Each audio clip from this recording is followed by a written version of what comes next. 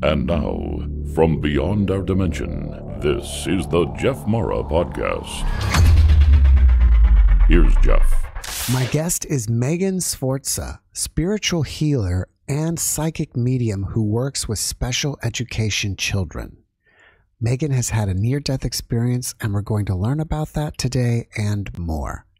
Megan, thank you so much for being my guest today, and welcome. Thank you for having me. I'm very excited. All right, if you don't mind, can we first start out with what happened to you as a child? Sure. So this happened about 4 years ago. In 2017, I was going in for a routine gallbladder removal surgery, and I went in, and it was supposed to be a few hour thing. And I had a couple of family members there.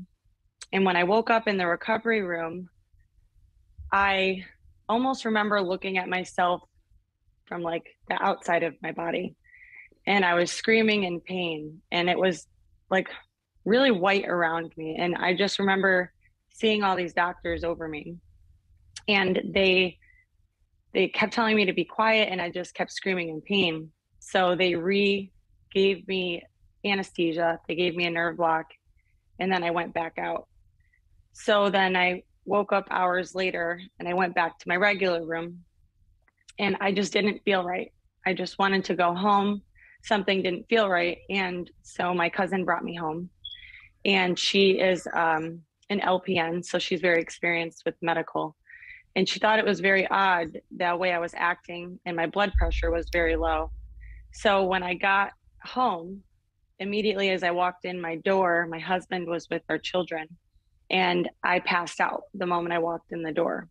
And my cousin had said to my husband, her blood pressure was 73/44. I don't know why they discharged her, but if she starts to pass out, pour cold water on her, but keep a close eye. So I kept wanting to go upstairs, and my husband was trying to have me stay downstairs. And so he finally brought me upstairs. And sorry, it gets hard to talk about sometimes. So I had passed out a few more times, and my husband kept taking care of me. And the last time that I passed out, I basically was dead. I had passed out on the floor, completely naked. I don't remember that. I had feces all over me. My body was just basically letting everything out. So my husband said I turned completely gray, and my stomach looked like I was like 8 months pregnant. And he said it was scary. I was completely gray. He had me on the back of the toilet, put me on the toilet. He had the skin on the back of my neck holding me up, calling 911. And this is where I started to experience the outer body experience again. I remember looking at myself kind of leaning over the toilet, and they had to break into my house because my husband could not let me go. And I remember like standing behind the EMT watching myself. They couldn't find my pulse. They couldn't find my heart rate. And I remember all of them talking, but I wasn't responding. Like I can remember the scenario from the outside. It's really weird. I remember what the EMT looked like, but I wasn't awake. I was completely, basically dead. I remember also, this was the most vivid memory of the whole situation. They had to bring me down the stairs in a stretcher. But I remember what it looked like. It was a chair stretcher. And I remember standing at the bottom of the stairs watching them bring me down. And I watched like my children and my grandmother. I don't know what it was, but I was watching myself from the outside. I was literally watching them carry me into the ambulance in the stretcher. And they couldn't get me back really. So we go to the hospital. And the next part that I remember is being in the trauma room. But again, I'm not looking at it from my own eyes. I'm looking at it from the outside, like watching myself. It was very, very different. So they put me into the trauma room and the emergency room, cut off all my clothes. And basically, I almost internally bled to death because the clip to the main artery fell off. That goes to my heart. And I was in ICU for a week. So this was about 6 p.m. that night that I went back to the hospital. And I did not actually wake up until the next morning at 6:30. And I remember watching the whole thing from outside of my body. I really believe that I died and came back. I was very angry for a long time, and I had one psychic memory, like situation prior to the surgery. And I really wasn't open to the psychic mediumship, but if things came to me, I would just talk about them. And I realized after a while of just being so angry about the situation, like, why did God do this to me? Why me? My children, every time I get sick, think that I'm going to die. I look at it as life was preparing me for that. So I don't look at it as being angry anymore. I look at it as now understanding what a near-death experience is. And I think that it was supposed to happen because it almost opened up my psychic ability. But now that I talk more about near-death experiences, I never realized how many other people have them. But I definitely thank God now in the universe for that experience, and I look at it in a good way because it opened me up to where I am now. You said that something about a clip on the artery. Did they clamp an artery shut and forget to stitch it up and leave the clamp inside of you? So the clamp is supposed to hold the artery shut. It's like a little metal clip, and it goes on the artery. Well, I guess it fell off. I don't know how. And it's inside my body right now currently. Wow. I had to have multiple blood transfusions. And because I have a very rare blood, I have negative, Rh negative and O negative. So the blood I have is kind of like gold. I can only take that kind of blood, but I can give blood to anybody in the whole world. But I had to have multiple blood transfusions. But I changed. And I also remember in that ICU, the third day I was in there, they let me take a shower. And I remember taking that shower and I just cried. I was in this big room by myself and I just cried, and I almost feel like something washed off of me. I like washed off the old me. I don't know how to explain it to you. That moment that I took that shower was almost like the moment I was like a new person, but it was very emotional because I feel like there was just this whole person washed off of me. I will never forget that day. Were you angry because you had to go through all these medical procedures again, or were you angry at being outside of your body? I was more angry that I didn't have control of the situation, being completely almost dead and not awake and have a say or understand what's going on because I couldn't respond. And I only remember things from the outside of my body, but I was angry because I was completely out of it and I didn't have any say in what was going on, and I couldn't respond or talk to anybody because I was kind of dead, passed out. I don't really know. But it was the vulnerability that made me very angry. But I don't look at it as angry anymore. But then I did. How long did you say it took you to get over it? About a week or longer? To get over the anger? Yes. No, about 5 to like 7 months. Wow. It took me a long time. I was very depressed and didn't understand why I was so angry and depressed until I started to have more medium instances where I started to connect more. And I started to look at it completely different, that I think that instead of looking at it as being angry, I had to be happy. You know what? I'll backtrack a second. I forgot. So I was seeing a therapist as well for 9 years, and I had been doing Emdr therapy. A lot of people don't know what Emdr therapy is, but I did it for 5 years. And I remember my therapist had to do EMDR with me for a good year and a half to reprocess my brain through that scenario. And also my husband had to go to see my therapist to do the EMDR because he said every time he would go in that bathroom, he would have flashbacks of seeing me dead on the toilet. And he did it and he got through it. So the EMDR therapy worked a lot to help me get through that as well. I've never heard of that. What does that stand for? What is it? So it's kind of like EFT, but it's eye movement, desensitized reprocessing. So basically it's a kind of trauma-based therapy where you have to hold these tapers and it's reprocessing the brain. So there's a light that goes across and it moves and your eyes follow it. And you hold these tappers and you kind of zone out and you go to a certain scenario, or, you know, you go in with your anxiety or something and it brings you back to childhood. So most triggers as adults with anxiety that we have are triggered from something when we were little. The brain develops those, the part of your brain between the ages of 3 and 8.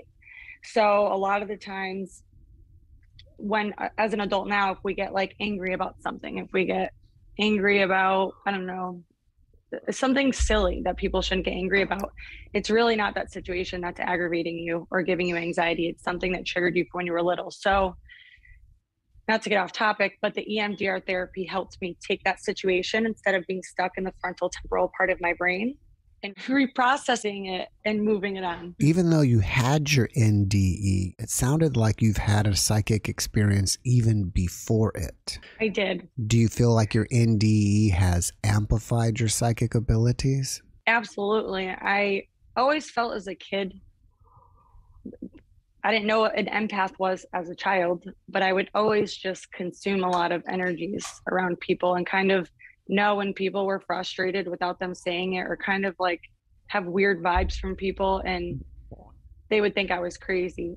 But right before my surgery, I had a very specific experience. I was sitting at the dinner table with my husband and his grandmother had just passed.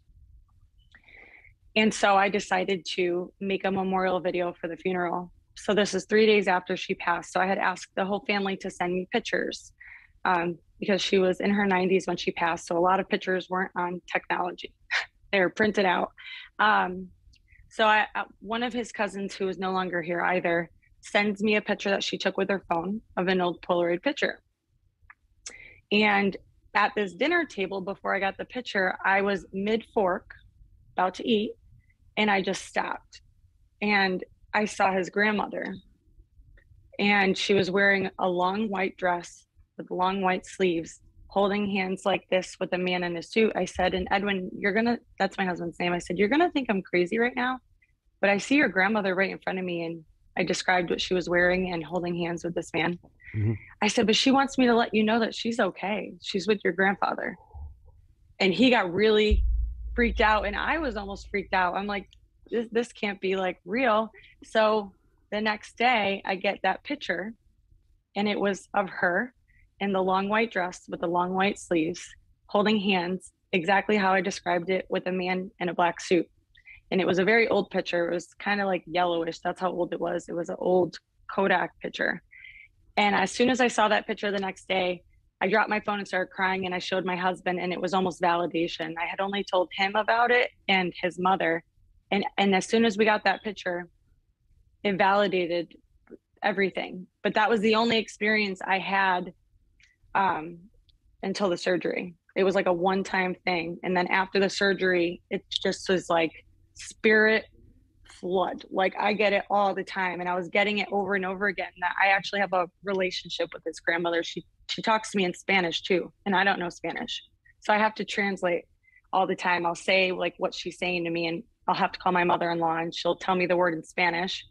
And it's almost like she teaches me Spanish too. It's like insane. So the first time you saw his grandmother, did it seem like they were physically there, like just, or were they more ghostly, translucent? It's kind of like I step into a different vibration. When I can physically see spirits, because it's not all the time, sometimes I can hear them. That was the most vivid time I've seen a spirit. It's like my eyes everything else around me just disappears, and I'm in like a different realm in this scenario, at least. And it was like everything outside of me muted. I wasn't in my house, and I just like saw it, and it was really welcoming. It wasn't like ghostly. It was like a happy memory. I don't know how to explain it. I was just in a different place, but it was very specific and very vivid. Do you feel like you were seeing them in real time, or were you seeing that picture from the future? You know, that's a good question. I think my husband was so upset with her being gone because they were so close. I think she wanted me to give the message. But I also think because she's one of my spirit guides, I think that specific scenario, she was trying to give me validation that I had an ability, and also wanted to give my husband the message that she's okay. I think there was a couple of dynamics to that specific reading, I guess. When the floodgates started open and you just started getting spirits all the time, did you at first start going crazy? Like, what's happening to me? Why are these spirits all talking to me? I think it would happen a lot at my old job. I was a case manager for home care, and I was dealing with a lot of hospice patients and elderly patients. And I would just walk into a client's house to do an intake, and I just immediately would get flooded. So I think being around elderly people that are close to that point in passing, I think being in that for 4.5 years, really, that's why it was flooding so much back then, because I was around it a lot without helping. And I had to learn how to build boundaries with my spirit guides and the other side, because otherwise it'll just be 24/7. So I've learned with training how to either shut it off and build boundaries and be like, no, I can't talk right now. Like, now is not the time. But before I could control it, it would just happen all the time, especially driving, sitting there. Like, I just go into a blank stare when I wasn't able to like control it. I would just go into a blank stare, and I would just get really emotional all the time, because I would just hear all these different spirits trying to tell me all these things, because they want to talk to so many people. I was like a portal. It was like they were using me to like tell their loved ones this and that. And I had to learn to shut it off when need be. So how did you decide to channel all this into helping special needs children? My oldest son is 9. And at the age of 5, he was diagnosed with autism, very high functioning, more sensory processing disorder based. And I started to put him into a lot of therapy. He was getting school services, but I would also do outside services with him. And things got hard having that job in elderly care. And it was consuming so much of my time at home, because I would be on call all the time, that I wasn't giving my family and my children the attention they needed. So since I was so experienced with him and his autism, I said, you know what? Why don't you just, it was when COVID started, I said, why don't you just go work with special education children? So I changed my entire career. I was well qualified to be doing this, but I wanted to be more of a mom to my children, especially with their special needs. So I started to work with special education children 1.5 years ago. And there were a lot of nonverbal kiddos.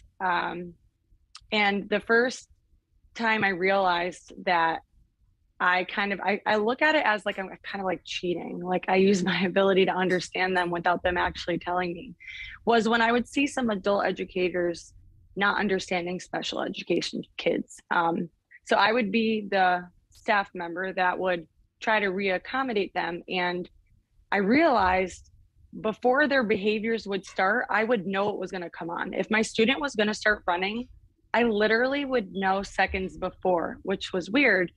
And they would be like, how did you know that? And I'm like, I just know. And this happened to me the other day. There was another student with another teacher, and I said, he's going to run. And she's like, yeah. And then he ran. So I think the spirit guides give me an ability, especially for the ones that are nonverbal, to understand how they're feeling, because they're not able to express how they're feeling. Especially the student I have now. The student I have now is nonverbal. And we have a really good relationship, because I can almost understand the student. I can understand when things are not wanted. I can understand from their energy when they're happy, when they're sad, when they're hungry, when they're uncomfortable, that a lot of people can't. So I feel like I cheat a little bit and use my ability to work with them, but I also help them. And it's a really good feeling. Are you working in the public school system? Yes. Okay, that's great. I wouldn't call it cheating. I mean, you have an extra ability, you know? And it's hard. There are a lot of people in that field that do the job because they need a job. I don't. I work in this industry because I have the heart for it and I want to help. And I took a career that was very successful and jumped to a whole different career because I have the heart in it. But I also just love helping people. And I feel like those kiddos that feel differently need somebody in their life to not feel like they're any different. And it takes a lot of patience. But I definitely use my ability to work with those children, even adults. I used to work with adult traumatic brain injury clients years ago. And I would also be able to connect with those clients of mine that had aphasia and they could not really talk. The words would come out really funky, but I was able to make out somehow what they were trying to tell me. And they'd be like, how do you understand? I'm like, I'm just listening. But maybe I wasn't actually physically listening. I was energy wise listening. But back then I didn't know that. This was before I knew I had an ability. What other abilities do you feel like you've gotten from your NDE? I definitely feel that I look at life a lot differently now. And I'm always there to remind people that you don't know how long you have. You don't know if there's a tomorrow. And I feel like my NDE made me just look at every day differently. I don't regret anything. If I make mistakes, I'm just like, well, there's a tomorrow. I learn from them. I've learned not to dwell on things that things that are not happy in life or things that people want. I just take every day for granted, and I'm happy to be here every day. And I feel like because I basically had an NDE and died, came back, I feel like a lot of people don't realize how valuable their life is until they're in that scenario. So I think it changed me for the better in a way that I don't let things stress me out anymore. I'm kinder to people. It gave me a lot of patience as well. People always tell me I'm so patient, and I'm like, really? Sometimes as a mom, I don't feel that way. But I definitely think it gave me that as well, to love myself. Do you fear death at all? No, I used to talk to some of my clients about this. I'm happy you brought that up. I haven't thought about this in a while. I think death is beautiful. And I would have conversations. There was one specific elderly patient that was going to pass. And I asked her that question. I said, are you afraid of death? And she said to me, no, Megan. She said, I think death is a beautiful thing. You get to be with your loved ones and you don't have to suffer anymore. So she made me look at it differently. And my NDE definitely heightened that feeling for me as well. I'm not afraid of it at all. So I definitely think it makes me fearless in a sense too. Are you a religious person? I grew up Catholic, and I believe in God, and I grew up Catholic. I would go to church, CCD, but I always felt like that relationship was just not fully connected, and I wanted it to be connected. And I would talk to God all the time, pray. And then the moment I realized I had my ability and I started to read books like The Secret, it's one of my favorite books, I realized that universe and God are the same thing. Sometimes your relationship, you just have to look at it differently. And the moment that I switched the way I view my religious sense or religion, I guess, and I transferred it into thinking of God as the universe, my life changed so much in my belief. I still think of it as God too, but I just look at it differently. The way I pray is I write letters to the universe, which would just be like people praying to God. I think it's the same person, the same, I don't know. I just look at it as the same. So I changed my religion in a sense, I would say. Only thing that you mentioned was, being more physically present around your body during your NDE. But did you happen to see anything like other beings, spirits, other realms? So when I was in the ICU room, and I remember all this white lights. There was a lot. It was very white, but I remember feeling like they were pulling. Somebody was pulling, right? And I remember somebody saying no, you have kids. You have your kids. You have your kids. And it was almost like this pulling effect. I was pulling, and then I was being pushed back down into the bed. I'm glad you brought that up too, because I forgot to mention that. Yes. And it was very white, but I didn't see any other realm, but I heard it. And there were like multiple people saying, no, it's not time. Like, and it was like my body, like my spirit, I guess, was like going up. But I do remember feeling like I was pushed like back into the bed. Do you recognize any of those voices? Now that I'm very in tune with who I talk to and my spirit guides, I definitely think that it was family members that died when I was very young. It was definitely my aunt, her mother. Although she died before I was born, I still feel connected to her because I have a really close relationship with my aunt. And I definitely think at that time, she was somebody that was watching over me huge. And my aunt was the one that brought me to the hospital for my surgery that day. So I think she was with me, and I really think that's who that was. I don't know what her voice sounds like, but I could just tell who is who when they're there. But in that moment, it wasn't only her, there were other people, but I think that was the main one. Since you've met a lot of spirits, do you have any anecdotes that you can tell us about being with a spirit that told you something that kind of really changed your whole viewpoint on life? The advice that I would give is, if you're feeling something or hearing something, just listen to it. Let it be. Don't try to control the feeling. Don't try to control what is being said to you. Just let it happen and listen in, because if something's being told to you that you're like, I don't understand, or why am I getting this weird feeling? It's being told to you for a reason. And a lot of people try to control readings or control the messages, and you can't. You just have to let it come through. And I would write down things a lot at first. I would write down the messages that I would get. One of the biggest things is if your ear is ringing, right? I used to think that myth was real, like somebody's talking about you if left ear is ringing and the right ear. What I realized is when that ear starts ringing, I would just close my eyes if I wasn't driving. I would close my eyes and I would just shut everything off. And most of the time when my ear would ring and I would do that, I would get a message. I would just randomly start thinking about something. And that's how I really started to open up to it. With the ear ringing, I would just shut everything out and just focus and just listen. And then that's when I would start to get the messages.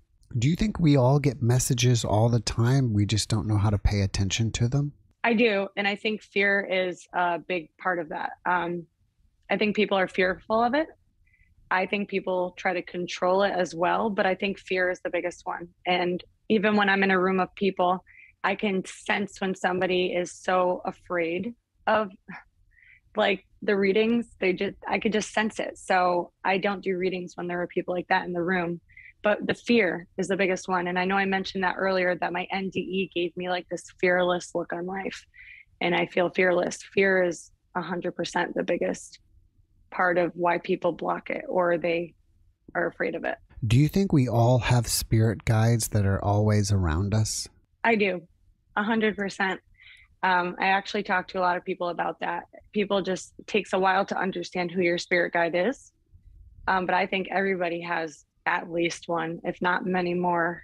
And a lot of the times, if people really want to know who their spirit guide is or understand how to connect with their spirit guide, I always tell them, I say, what is it that let's just say Mrs. Smith, why are you so angry that Mrs. Smith isn't here? And they would say, oh, I miss them. I wish I could have done more. I'm like, you have to let go of the regret, because you're never going to in tune with your spirit guide if you're holding on to things that could have been done differently. You're not going to be able to connect until you let that go, forgive yourself, and you have to stop carrying that on. So you're using your abilities working with children at this public school system. Are you also working like on the side as a psychic or something like that? Yes. So I was doing a lot of readings. This was like 2.5 years ago. And I decided 1.5 years ago to make like a business out of it. And it's empowered spiritually. I bought the domain. And I do spiritual guidance readings and I do medium readings. So I do that a lot on the side. And it's usually the same people that come back. So once I get somebody, they always come back for more, which is a good thing. And a lot of the times it's not even medium readings. It's just helping them with things that they're stuck on. So I kind of use EMDR as well in my readings. and I just help people feel more empowered. So I do have a website. I do readings a lot. And every week I'm part of a Psychic Bridges group. It's called Psychic Bridges. David McQuinn is my mentor. He's a great medium, very experienced. And every Tuesday for 2 hours, we just do readings for new people that come in, and we do training. I've been doing that for over a year now, and it's been so helpful. Do you have to use a tool like tarot cards or anything to kind of help guide you in doing your readings? When I do medium readings, no. I do like to have stones around because I feel like it cleanses the room. But no, I don't have to. When I do my spiritual guidance readings, which are kind of just helping people, I don't know, go through struggles, whatever their question may be. I do use tarot cards, but I don't use them the same way that everyone else does. I've never looked at the manual. I look at them as a tool. And I explain that every time I do readings. I don't say you got the King of Cups. I don't even know what the definitions are. I use it as a tool for my spirit guides, and they'll lay me out the cards, and they'll bring me back through a situation, and they're like, how did you know that? And I just look at the cards as a tool. So I really think because I'm a medium and I use tarot cards, I don't do it the same way tarot readers do. I don't look at the names of the cards, read the manual, nothing. I just use it as a tool. Same thing with a pendulum or the divining rods. I have all those things, but I don't really need them. You know, they were helpful in the beginning with training, but I don't really need them at all anymore. Do you think you had any negative after effects from your NDE besides the anger? I think it put me in a great depression for sure. But I was very disconnected from myself. I think because my NDE was so traumatic and my soul left my body and went back, I felt really disconnected from my body, from my own self. And I was not myself for a long time. Besides the anger and the being angry and all of that, I just felt like I was walking and moving with the motions every day. I was just in a body. I didn't feel myself. It just was going with the motions every day, getting up, going to work with the kids. I wasn't laughing with people. I wasn't doing anything. It was like I was just in a body, to be honest with you. So I almost feel like I became a whole new person. It's interesting. A lot of my guests are angry when they come back because they didn't want to come back. They're like, oh, I had to come back here, and they're angry because it was so amazing on the other side. For me, I honestly believe that they didn't take me and they put me back because they wanted me to help other people with my ability. And they wanted me to be more open to it. And I never realized the gift I have can help so many people. Never knew that this is where I would be back then, working with special education children and helping them and helping people with readings.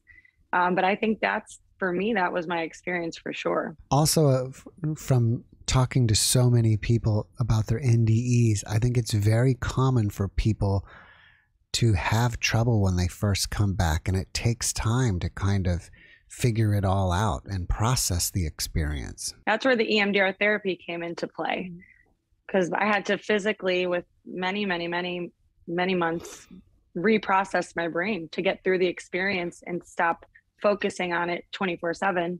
I would constantly think about it. I wasn't able to focus on anything else but that.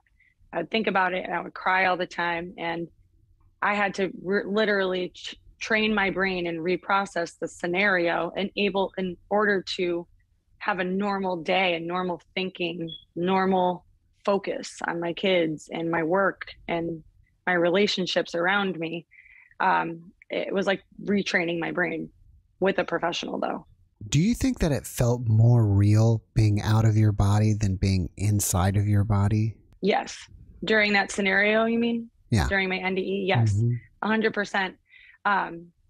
Because after, when I woke up, like I said, I just felt like I was just like in a body. I didn't feel like Megan.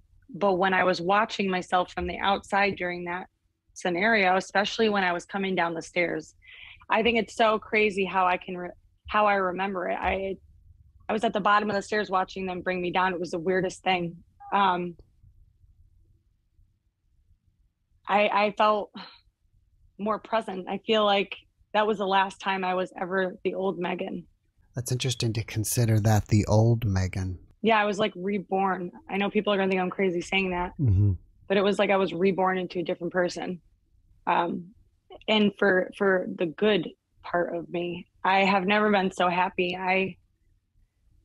I'm in such a better place because of my NDE that I'm grateful for it. I think life prepared me for it. I think it was supposed to happen. Instead of looking at it as, why did this happen to me? I think it was supposed to happen. And it was like I was reborn into a different person who I was supposed to be. I don't at all ever feel like that person before. That was like a different Megan. Has the memory of this experience faded over the years? Or if you think about it, is it just as clear today as when it happened? It's definitely just as clear now as when it happened. I just don't focus on it all the time. In the beginning, it was hard not to think about it 24/7 and use it as an excuse to be depressed, or use it as an excuse to not want to do anything and not be motivated. Do you think the EMDR made it so that you don't have such an emotional reaction to the memory anymore? Well, what happens with trauma is it affects the frontal temporal part of your brain. So a lot of people, when they have trauma, it's stuck in that frontal part of your brain. And if it's stuck in the frontal part of your brain, it's all you're actually going to focus on. That's where your focus is in your brain. It's how the triggers work. So if you don't reprocess it and move it to the different sector of your brain, it's unhealthy. You're going to constantly relive that trauma all the time. So because I did the professional work I needed to on it, I feel like the trauma went where it was supposed to, in a good way. What is your favorite part about being a psychic medium? This is going to sound so crazy, but I love when people cry, because I know I'm doing my job. I know when I'm doing a reading with somebody and they automatically get that gasp of air and then they just get emotional, I know I'm doing what I'm supposed to do. I know I'm not controlling the message and I'm just giving the message. And I love seeing the aftermath of helping people. I have people come back and say, you know, you've helped me so much. Now I want to work on this. I have a lot of people that keep coming back and they work on so many different things and they move so far in life. I remember I had a reading with a girl one time and she was at like rock bottom. She had no job. Her mom just passed away. She had like nothing. So I did a reading with her and I gave her messages from her mom. Now she's in school, has a car, has a job, and just looks happy. And it's just so amazing to see the aftermath of helping people and have them not be stuck in being stuck. If you don't mind, what was the message that she heard that helped flip the switch for her? She and a lot of people go through the same scenario. They think that for her, her mom isn't there with her and that they're not proud. The mom wasn't proud of her and the mom just wasn't watching her every day. So when I said to her, this was a long time ago though, but I said, you know, your mom is with you. And then the mom gave me a specific object that was in a room. I said, go in that room, and on the shelf, there's a little jar that has like a necklace in it. And then she went in there, and then that was the validation for her. Like, okay, this lady Megan here is accurate. And I said, your mom is with you every day. She's proud of you. She says she wants you to try to like stop this and like change this. And yes, go back to school for this. Stop second guessing yourself. So in that message, she gave a lot of direction and validation that she's still there. So the moment that people relieve that fear that their mother, father, husband isn't there anymore, that they are with them, even though it's not physically, they release so much that's blocking them from moving forward in life. So people don't understand how much they hold back if they hold on to that sadness, if they hold on to that, the just being gone, the person being gone. It holds them back from a lot. And the moment they relieve that and know that that person is there with them, even though not in this physical world, they have so much success and they have so much mental relief. It changes a lot for people. Are there any other patterns that you've recognized in people, like the one you just explained? Yes.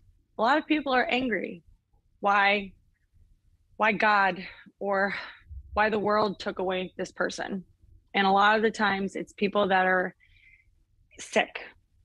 And I have to explain to people with a message from spirits or before I even go into a reading, when they tell me what is going on, I say, those people are suffering. They were suffering and they aren't suffering anymore. They're in a better place. You cannot ask why and be angry. I always ask them this question: would you still want this person here in a hospital bed being sick? Or would you rather them be in a free world where they're not suffering anymore? And then they change the way that they look on it. So a lot of the times I have to kind of put a mirror up to people when I'm doing readings, and I have to make them realize that sometimes it's meant that people aren't here anymore because they're either suffering with mental health or physical health. Thank you. And I get a lot of suicide as well. For some reason, I can pick up, I feel like every medium has a different, sometimes they could pick up different types of messages, but I get a lot of suicide readings. I just pick up easy on it. And a lot of people that overdose on drugs. I don't know why. I could just pick it up real easy for some reason. Are those usually intentional or accidental? I feel like spirits are comfortable because a lot of the times people that are mediums, because I feel like they're comfortable with me. This is going to sound weird, but I feel like the spirits are comfortable with me. They're not afraid to tell me that they overdosed on heroin. I think they pass with that fear that people are still judging them. I know people aren't going to believe me on that, but that's really what I truly believe. And I feel like they're comfortable with me. So they'll tell me the truth. They will tell me they stole this. They drink a lot. They stole from their mom. They took pills. And they know I don't judge them. So it's definitely a relationship building portion there with mediumship, 100%. All right. Well, you're working with kids. You've got your own side practice. Do you have anything else that you're working on that you want us to know about? No, that pretty much makes my plate pretty full, but I eventually really want my mediumship further. And my goal is to do that full time and help people full time. I do love working with children, but I mean, this is down the road. It's my goal.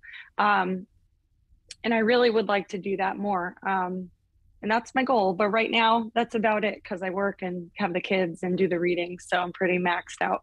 After watching this podcast, people may want to reach out to you and ask you questions or communicate with you. Are you open to that? And if so, how should they reach you? Absolutely. So they can either go on my website or maybe we can put out my email. So I have my website email. So we can definitely do it via email.